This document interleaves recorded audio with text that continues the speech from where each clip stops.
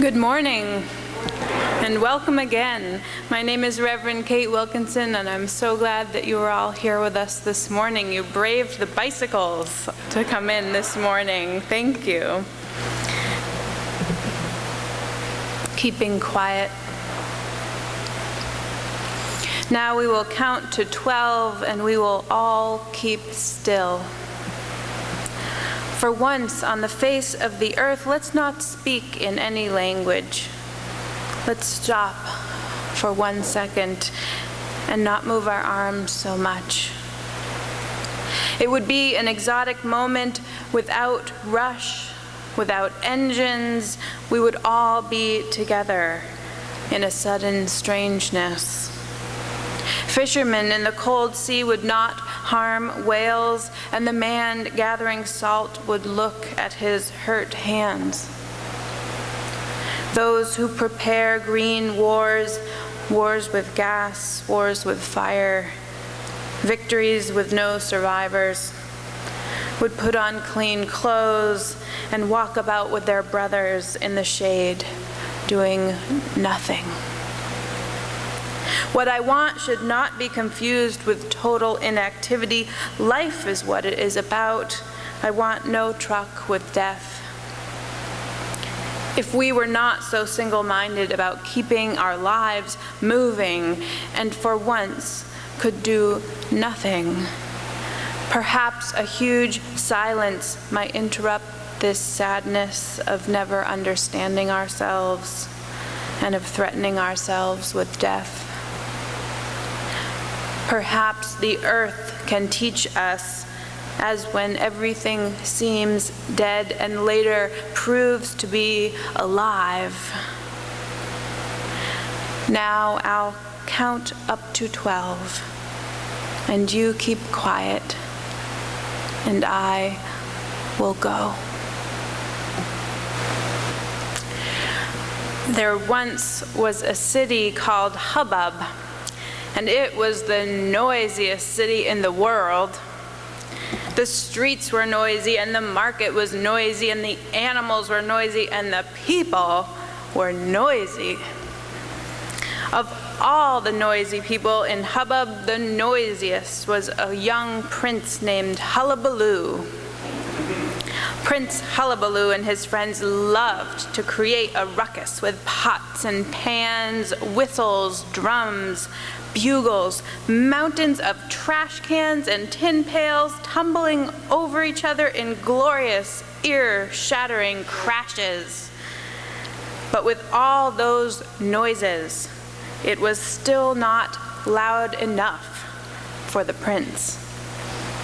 For his 6th birthday, Prince Hullabaloo asked his father, the king, for a very special present.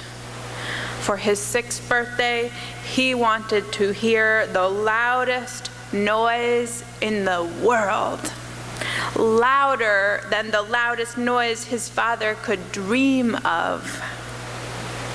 Prince Hullabaloo thought that if every person in the world would yell all at once, "Happy birthday!" at the same moment, that could be the loudest noise in all the world.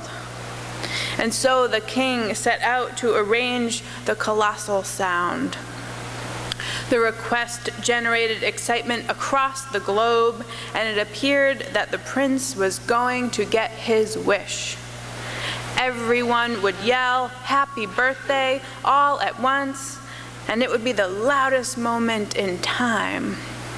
And the prince would get to hear it. But wait a moment, thought some of the townspeople, if we are yelling too, then we will not get to hear the loudest noise in the world. We will miss it. So privately, a few of them decided that when the time came, they would not yell, but listen. Of course, it was a good idea, and several other people had it also. Well, the prince's birthday came. And at the appointed time, the countdown began. All over the world, in all different languages, people began counting 5, 4, 3, 2, 1. But when the moment arrived, no one yelled. Instead, they were all listening to hear the loudest noise in the world. And there was absolute silence. Well, not quite absolute. In the silence, the prince heard something that delighted him.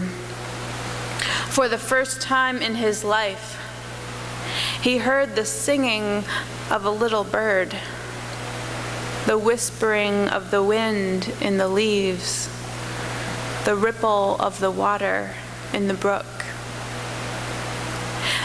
The prince had not been given the gift of the loudest noise in the world. Instead, he had been given the gift of peace and quiet, and he loved it. That story is a version of a story called The Loudest Noise in the World, written by Benjamin Elkin in 1954. Was it just me, or did Provincetown seem like the loudest city in the world this week? At least on Commercial Street it did.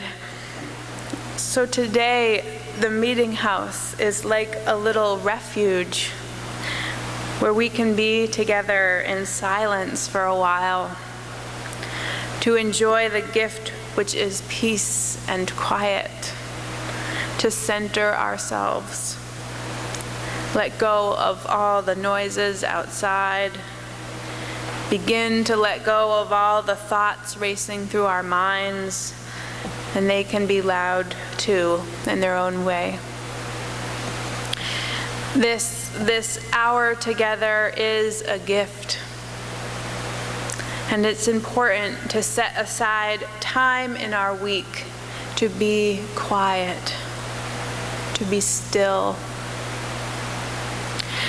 For one thing, it's good for our health. Sound levels around and above 85 decibels, that's like a lawnmower, have been shown to elevate blood pressure, heart rates, respiration, and other stress responses. Uninterrupted time is becoming scarce. Researchers have found that the average office worker today enjoys no more than 3 minutes at a time at his or her desk without interruption. Nicholas Carr, in his book The Shallows, says that the average American spends 8.5 hours a day in front of a screen, and it's literally driving us to distraction. In contrast to that, he says, when people spend some time in quiet, rural settings, subjects exhibit greater attentiveness, stronger memory, and generally improved cognition. Their brains become both calmer and sharper. Neuroscientists like Antonia Damasio have found that empathy, as well as deep thought, depends on neural processes that are inherently slow, the very ones that our high-speed lives have little time for. For his book, 1 Square Inch of Silence, Gordon Hempton traveled the country in search of untouched places and recorded what he heard there. Hempton considers himself an acoustic ecologist.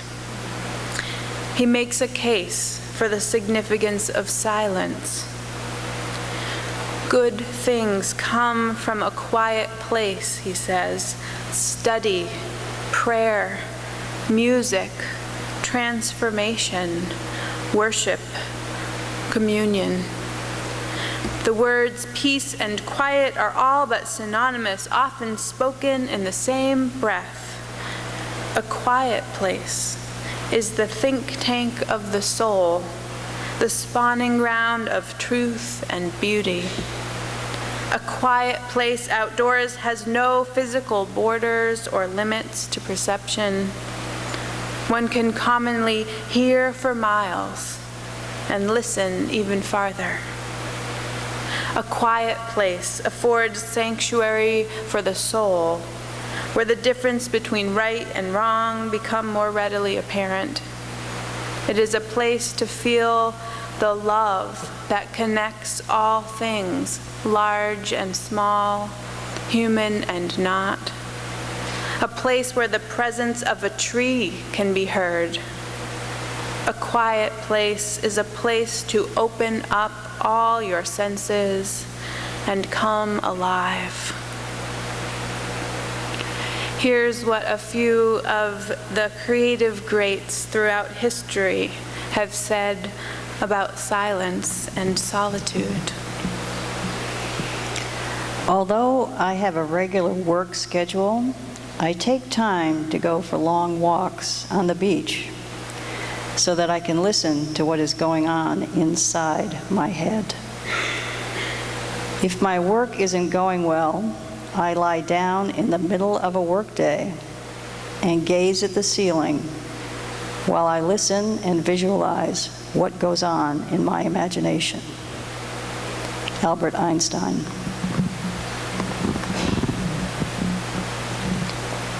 In the silence of the heart, God speaks. If you face God in prayer and silence, God will speak to you. Then you will know that you are nothing.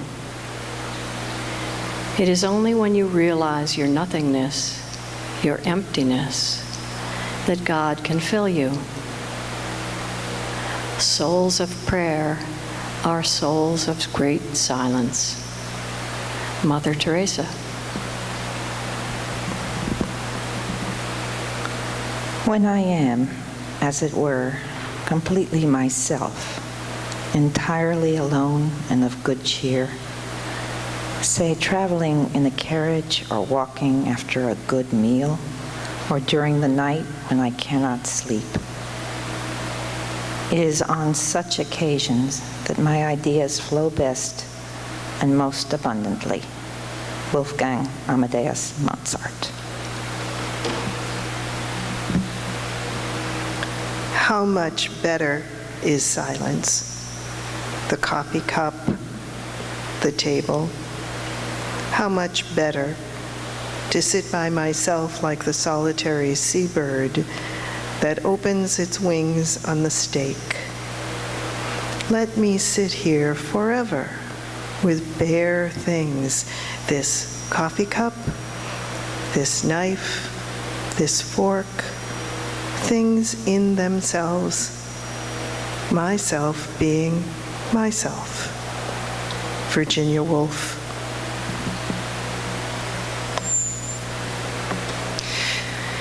You need not leave your room. Remain sitting at your table and listen. You need not even listen.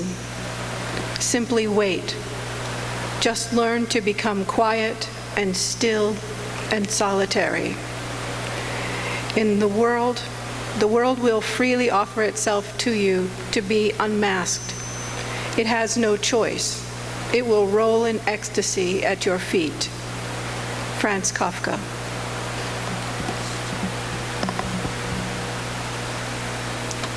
So there are many gifts that come with quiet. Not all of us, of course, are afforded hours of solitude in which to be creative, but we all need moments of peace, moments to ourselves.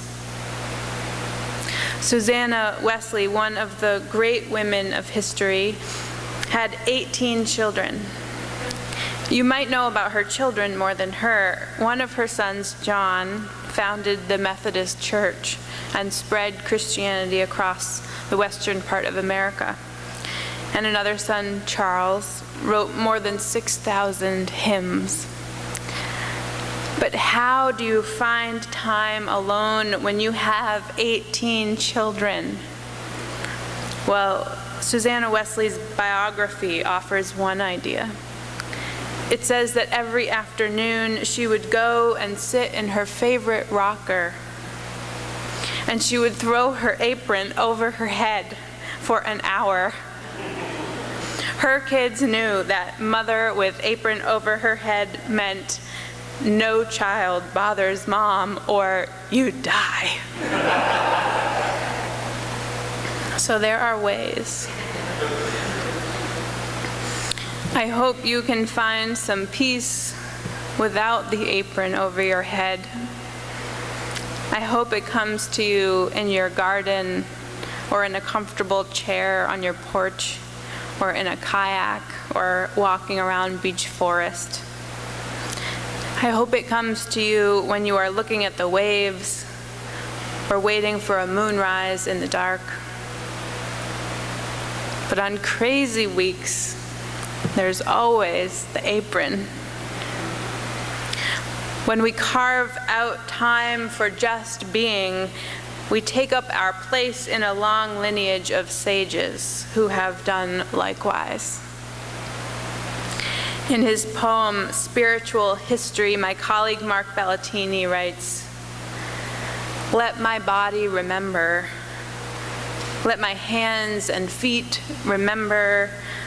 Let my breath remember those who have come before me, those who have come before us."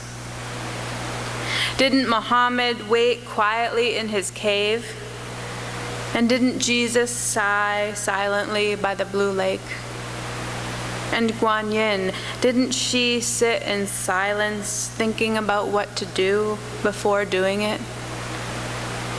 And what was Siddhartha the Buddha doing anyway under that tree, if not just sitting quietly? And Susan B. Anthony, didn't she push back from her desk and take a breath now and then? And Florence Nightingale, didn't she put down her nurse's hat and think silently about what to write in her essay on mysticism before she actually wrote it? And Sophia Faz, didn't she stop telling stories sometimes and just sit there? And didn't Black Elk just notice the sunlight glancing off his chair sometimes? And Starhawk, does she only talk and write, or does she too keep silence? Let us remember them all with our bodies.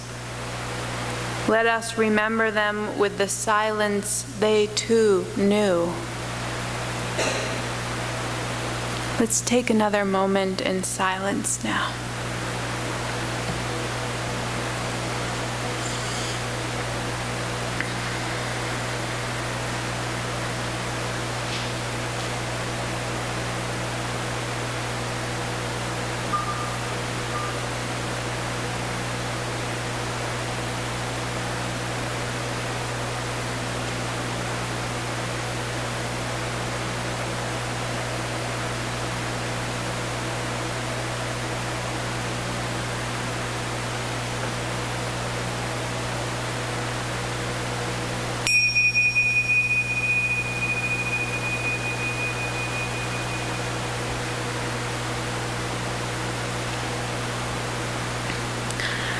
This spring, they were filming a movie here on Cape Cod. Maybe you saw signs that said YBTS with arrows on them. They were everywhere for a while, pointing the way to that day's location for the filming of A Year by the Sea. It's an adaptation of a book I read years ago by Joan Anderson, and I read it again this week. Joan is a writer and homemaker from New York who vacationed on Cape Cod each summer. But when her two sons have grown and after the hubbub of each of their weddings has died down, she faces a sort of crisis time. She's unsatisfied by her marriage, unsure of herself and her role in the world. She's ready to relinquish all the trimmings and trappings of her suburban life and of keeping up with the Joneses. She's ready to shed the duty of striving to make everyone else happy while being unhappy herself. When her husband moves for a job, she decides not to go with him. And there is a sudden sense of freedom in being unattached. Even the cat, she writes, who was our last dependent, conveniently died. Nothing seemed to be holding us together anymore. So not knowing exactly what the future has in store, they sell their house in New York, and Joan decides to move into their little cottage on Cape Cod to spend a year by herself. She doesn't even invite any of her friends to join her. She needs to be independent. Female friendships have always been my panacea, always a salve on dark days, she says, but this time I was in crisis that needed my full attention, not the distraction friends would provide. On Cape Cod, the ocean becomes her teacher.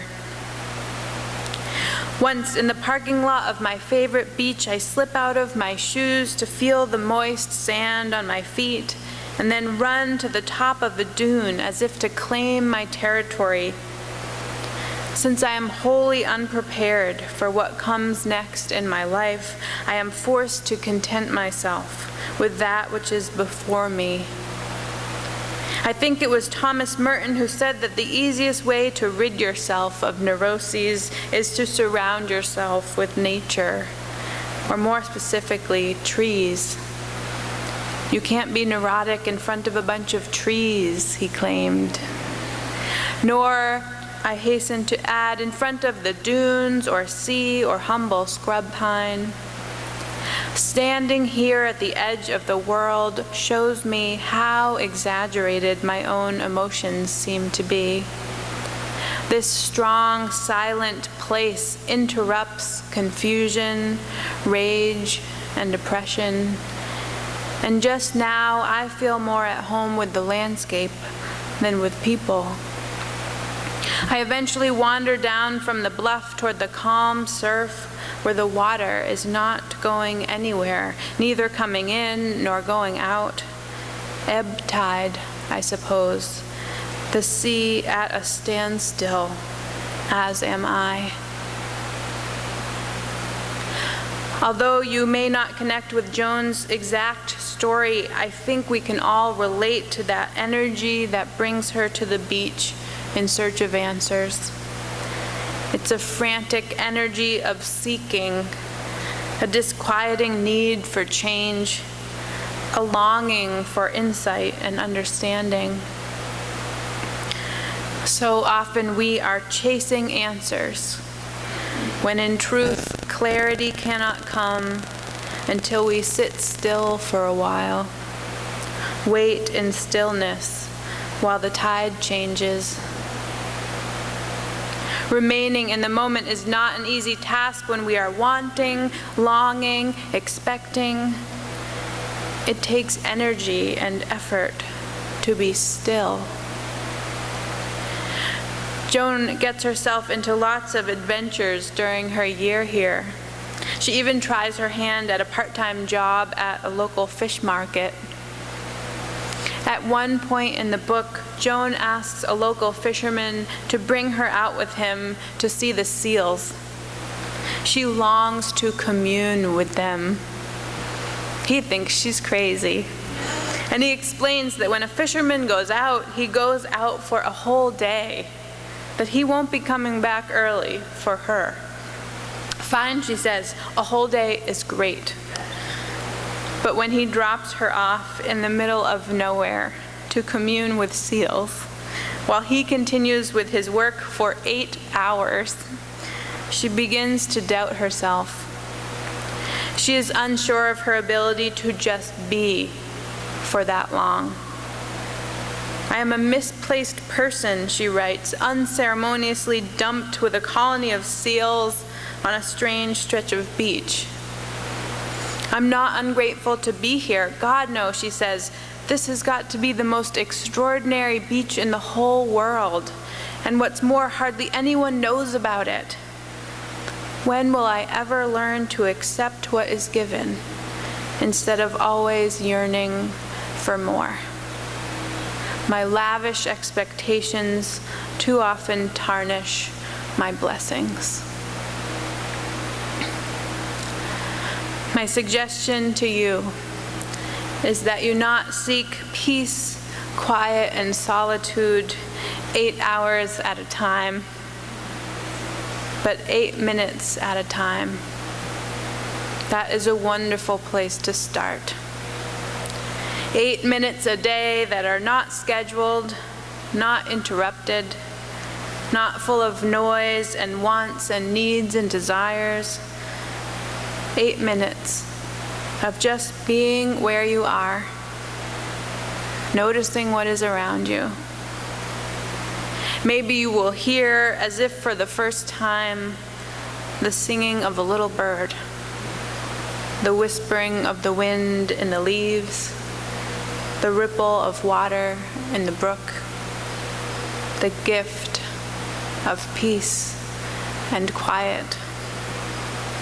Maybe eventually you will be able to shed that frantic energy of seeking, and in that quiet and stillness, perhaps life's answers will come. I won't spoil the ending of A Year by the Sea for you. I won't tell you if Joan returns to her husband or not, or if it works out at the fish market. But I will tell you that in the quiet, she finds herself. Here is a scene from the end of the book, and I can imagine it playing on the big movie screen. The sun, just disappearing, has left a painted sky of golds, pinks, oranges, and purples before becoming a melancholy blue, then turning to deeper tones of dusk. All is ripely quiet, and I lift my glass to me, a woman turned inside out, no longer wanting to become happy, because finally I am. May it be so for each of us also. Amen, and blessed be.